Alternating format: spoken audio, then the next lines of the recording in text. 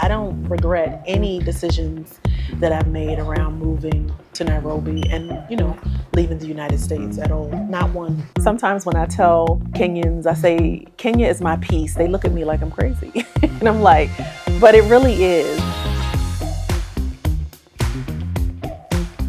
What people may think about living in the U.S. Expenses are extremely high. Even if you're making a really good income, it is exhausted by housing. It's exhausted by, the cost of food and different things like that. So here in Kenya, I'm living on about 20% of what I used to live on.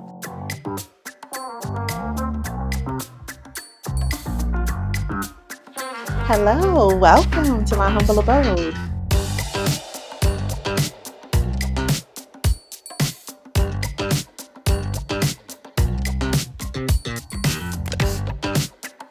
Because I've been coming back and forth for so many years, I will give you a first impression of living here, which is very different from visiting.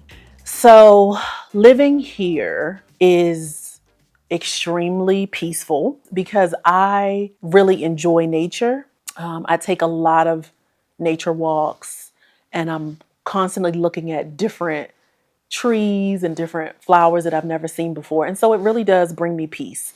So my first impression of living here is that it is peaceful. I absolutely love the fact that you can get so many different types of fruits and vegetables for a very reasonable cost.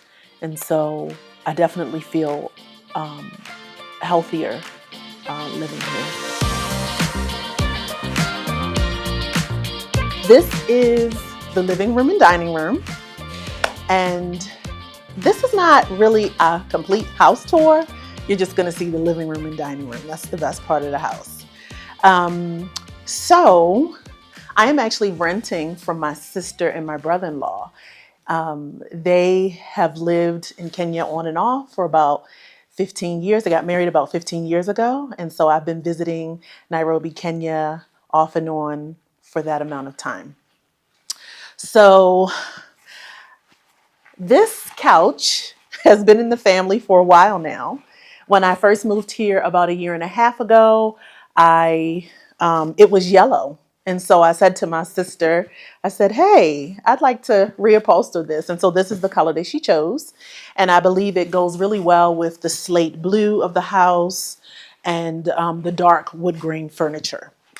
So I really, really love flowers. So I always have a ton of fresh flowers in the house.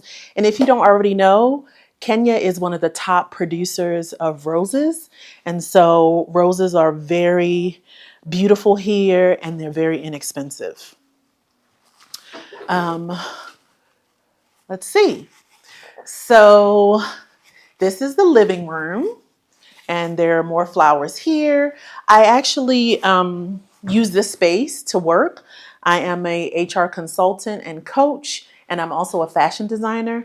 So this is kind of my working space. At some point, I do want to get a desk in my bedroom and a proper office space to do work. But this is the place that I really enjoy working. I get to take a look at all of the beautiful bushes and things that my brother-in-law has planted over the years.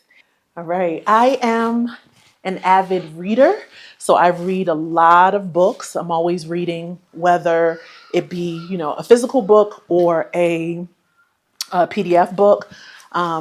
Primarily, I like reading about parenting. I'm a mom of 2. I have 2 boys, well, 1 man and 1 boy. My younger son is here boarding, actually, and he's really enjoying it. So I read a lot of books. I am also a Christian, so I read a lot about God and, what he wants for my life. I used to run constantly. I would be running to get to work, during work, rushing through work, running to leave work, running to pick my son up on time. Because a lot of these daycares, they close at like 6 o'clock, 6:30. And I was living in Rockville and working in DC.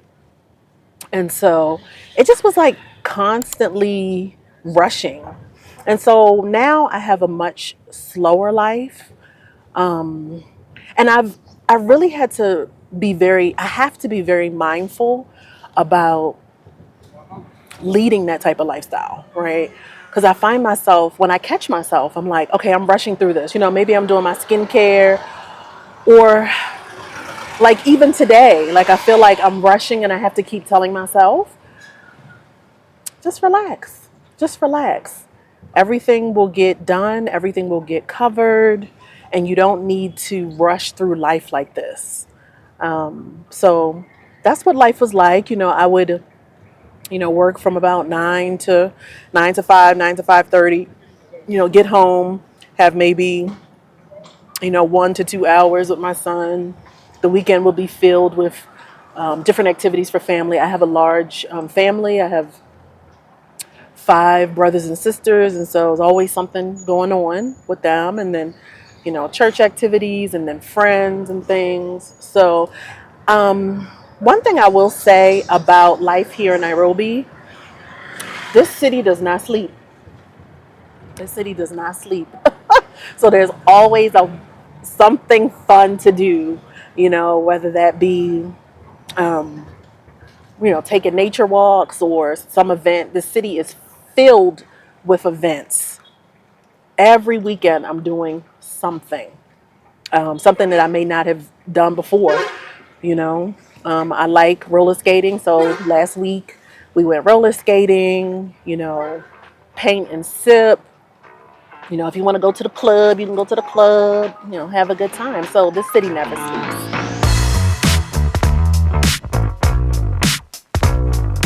I have this little outdoor space where I just kind of sit and meditate a bit.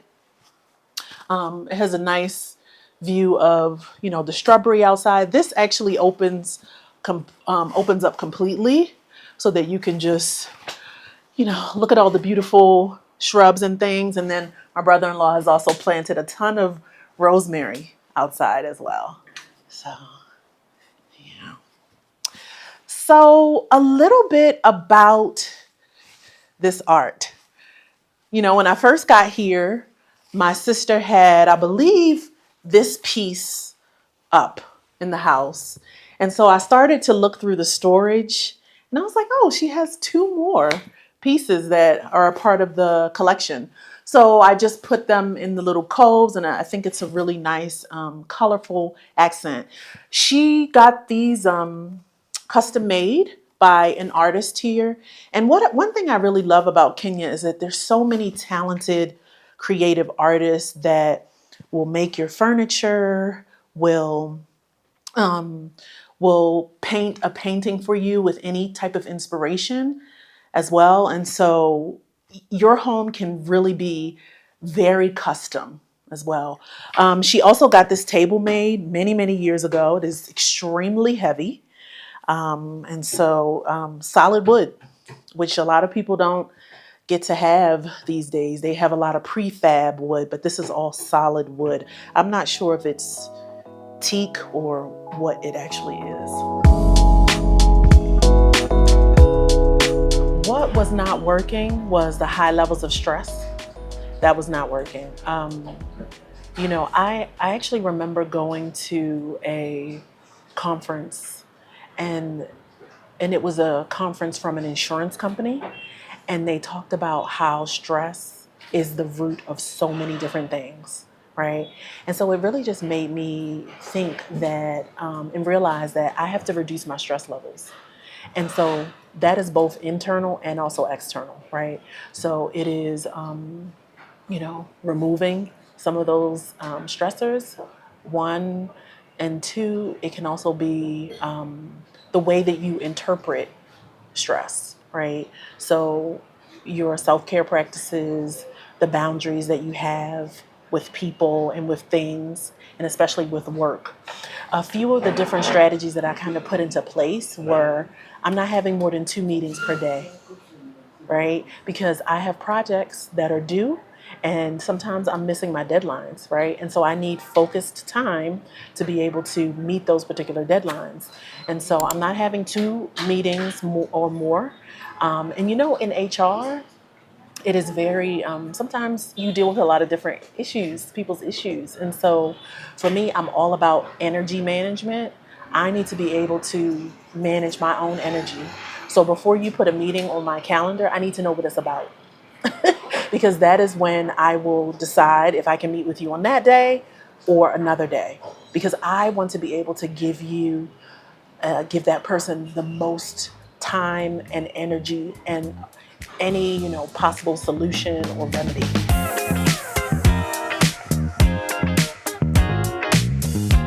So a little bit about these beautiful pieces that you see, and actually the piece that I have on. So as I mentioned, I'm a fashion designer. My company is called Oba Designs by NJE, and I founded it in 2012. My son he was actually in utero when I had the idea. And then by the time he was one, I was actually on runways in Baltimore, Maryland, and presented my fashion in Artscape, which is one of the largest outdoor festivals in Maryland. I think it attracts over 200,000 people per year.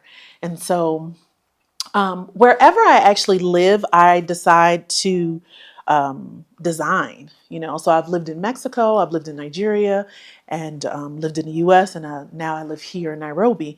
And so wherever I live, I make sure I find the fabric shops, and I also create relationships with different manufacturers, tailors, and seamstresses to create different pieces. And so this piece was really just inspired by my love of, having very funky type of wear. Like my collection, this is actually my third collection that I have designed here in Nairobi.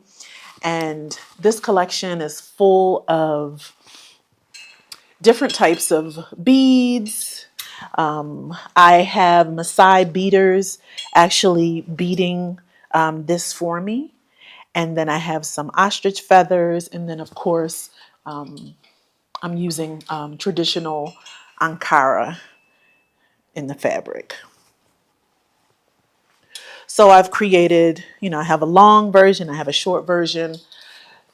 This is actually from my last collection from last year, but it also inspired this particular piece, this blazer that has cowrie shells, which I picked up from the local market, and then it has a little snazzy, you know, um, feathers.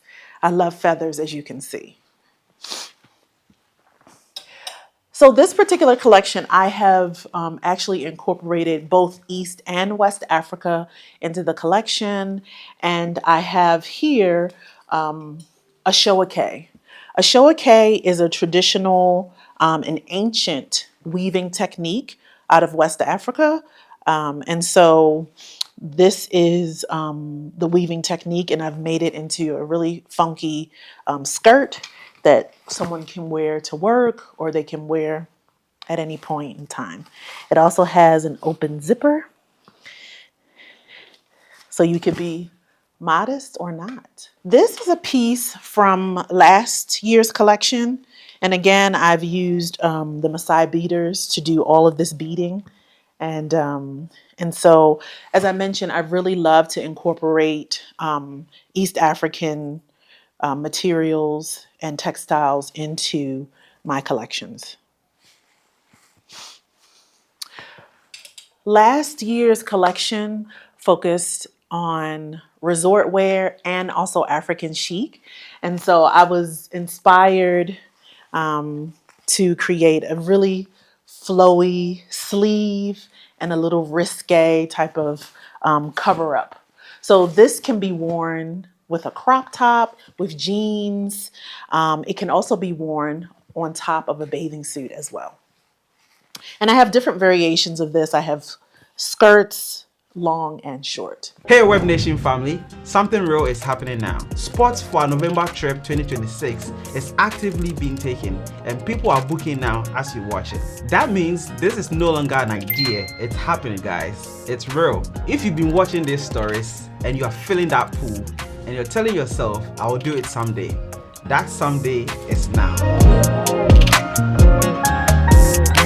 Right now you can secure your spot with just a deposit. Now, if you want a payment plan, then your deadline for payment is this April 30th. The question is simple. Are you coming? Click the link in the description now to secure your spot or scan the QR code and I'll see you in South Africa. Now, let's get back into the video.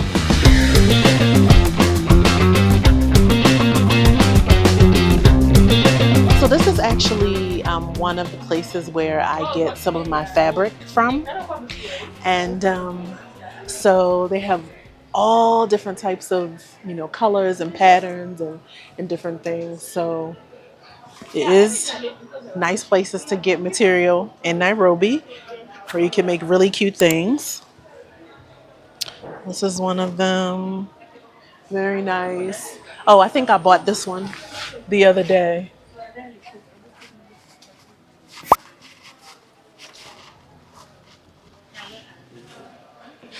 It was something similar to this. It didn't have this, but yeah. So yeah, my love of African fabric runs deep. It's nothing like it at all. So if you want to get anything made, come to me. But you also have many different options. So I am renting from my sister and my brother-in-law. So my rent is really low. I actually had to be like, no, I'm paying you rent. They didn't want to charge me anything. I was like, no, I will be paying you. So my rent is pretty low. Uber is extremely low. I'm in an Uber probably, five times a week. I work remotely, and of course I don't have any type of work permit here.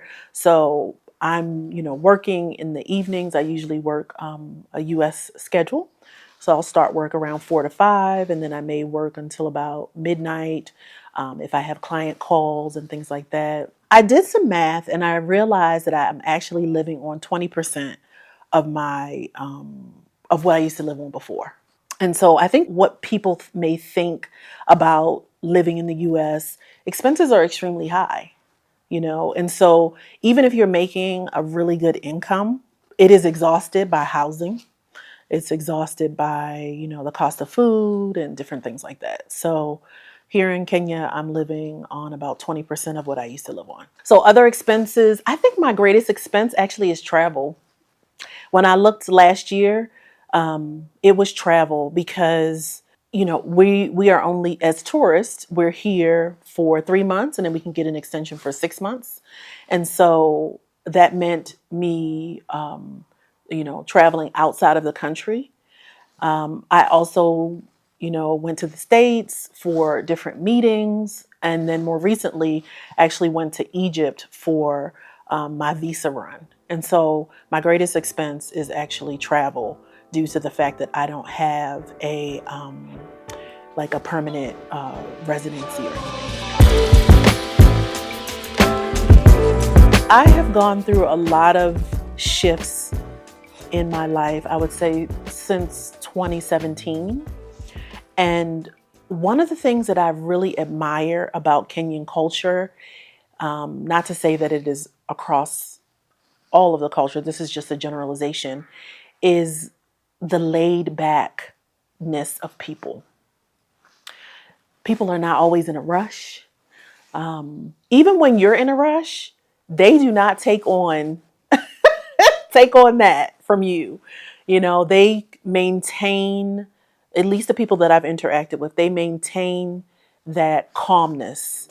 And so that is one thing that I appreciate about the culture for sure. Well, I'm not working here. All of my clients are in the States. But as I mentioned, any country that I go in, I do explore fabric.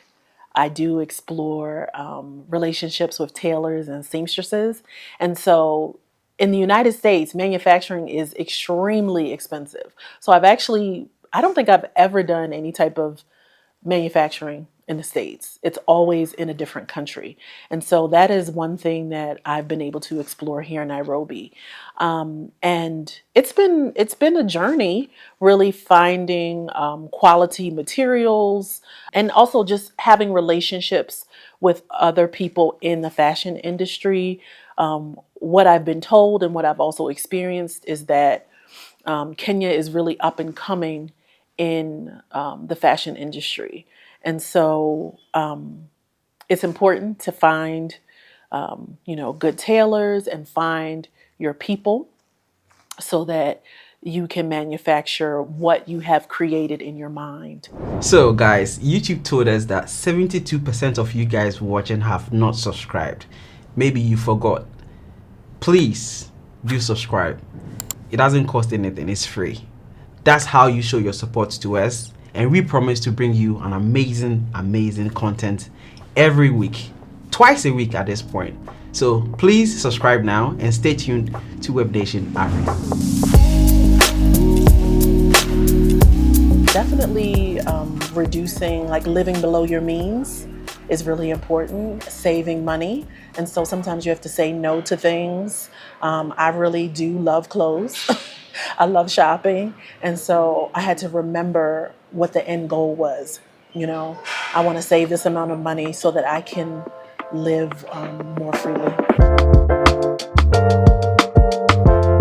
It's been over a year and a half now. I really don't remember if I even did any research, just because I had been here so many times before. But what social media prepares me for now, I feel like I have to be very purposeful about staying home because it's always something to do, So I have to say, nope, do not go to that event. No, you need to work. So as I mentioned, Nairobi never sleeps. It's always something fun to do. So I have to be really purposeful about reserving time to work and to also just chill out, you know. What I realize is that some words that you may use, people don't really understand what you're saying, and some experiences that I've had where I think that I'm communicating effectively or clearly, I'm actually not communicating effectively or clearly. And then there's just a lot of different cultural differences that I have had to adjust to. And I tell myself quite often, it's my responsibility to adjust. I'm here. I decided to come here.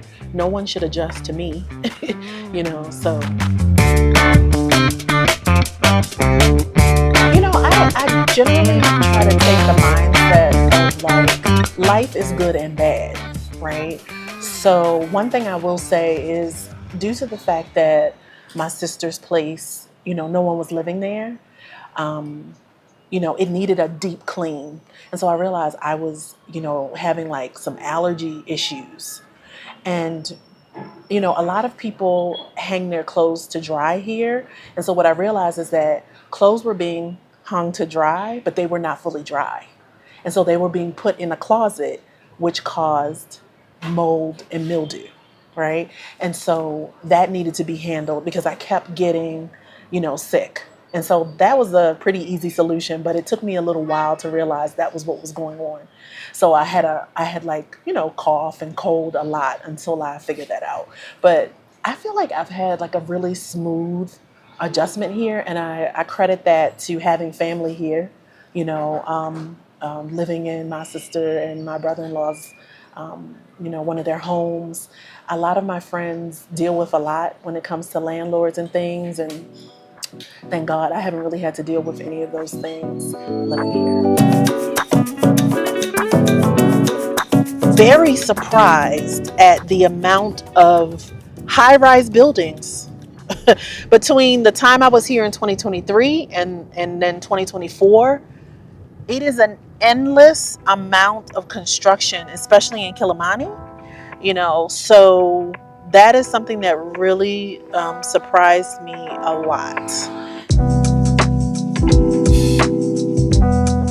I did feel welcomed. I will say I could do more work around building my community with Kenyans. Of course, I do have family members that are Kenyan. And so, we've definitely had more time together, which has been amazing. And so I have three goals for 2026. I wouldn't call it goals, but things that I want to focus on. One is connection. The second is godly motivation. Like so many times, our motivation can be based on being seen and building our own name up. But godly motivation is something I want to get back to. And then the third one is storytelling. And so this is a part of it too, being able to tell my story to the world. And I really appreciate the platform. I am all about peace. Experiencing different levels of peace is like a mantra of mine. So, more recently, I've learned how to do different types of box breathing. And I tell you, one time I did it, I felt like I was high. And yeah, so I don't get high, but I haven't gotten high since high school. When I say high, I mean weed. I'm giving too much information. But yeah, I actually, I don't smoke and nor do I drink. So, and I don't take caffeine. So when it comes to like different types of herbs and things like that, they have a very a strong effect on me. And so that has been super helpful. And so the deep breathing has been amazing. And then peace when I'm walking in the forest and just seeing all of the different wildlife. I love the monkeys, um, the different trees and flowers. Those are the type of things that bring me peace as well. Um, so, yes. And then, of course, God brings the ultimate peace. So I have had a lot more time because I have been very intentional about being still. I spent how many years of my life running here, there, everywhere. And so I have had lots of periods to be still, and that has really helped me learn more about myself, figure out what I want in this next phase of my life, and then, just being very intentional about my relationships with people and who I give my energy to and my time. Was I think my view of friendship and associations and community. I think my view of community has grown more. And that really started to really manifest itself in Mexico, where most people spoke Spanish. You have dark brown skin, and so most Mexicans don't, so you kind of stand out. And the African American community was was a tight knit community there, and there were a few things that I was responsible for. I was responsible for helping families get adjusted to coming into the city. Stay in this apartment, don't stay in that apartment. Um, Coming here to Nairobi, I would say the African American community is a bit different. And I believe that it's different for many different reasons. We don't stand out, right? We can fit in based on our skin color. When we start to speak, people now know, oh, they're a foreigner. So I wouldn't say the community is as tight knit as it was in Mexico. I wouldn't say in terms of money, but I feel wealthier in terms of health. The one lesson that I learned, I had an issue with my hip while I was here, and I'm actually still rehabbing it now. But when you have a health issue, nothing else matters. Nothing else matters. Your goal is to make sure that you get better. So for me, you know, having made lots of money in the past, and now I feel I definitely feel wealthier in terms of how I balance my life and what is a priority to me when it comes to wellness, being in nature, spending time with family. So I definitely feel wealthier. I feel like I want a home somewhere in Asia. I fell in love with Thailand a few years ago. I definitely want a home in Mexico because those gradient blue beaches are amazing. And then God willing, I will be start building in 2027 in Kenya as well. So, when people think about home, I think about multiple places. I think about the US, I think about Nigeria, I think about Mexico, I think about Kenya. And so I feel like home is wherever you desire it to be for whatever period of time you want it to be. I would advise people that are closed minded not to move.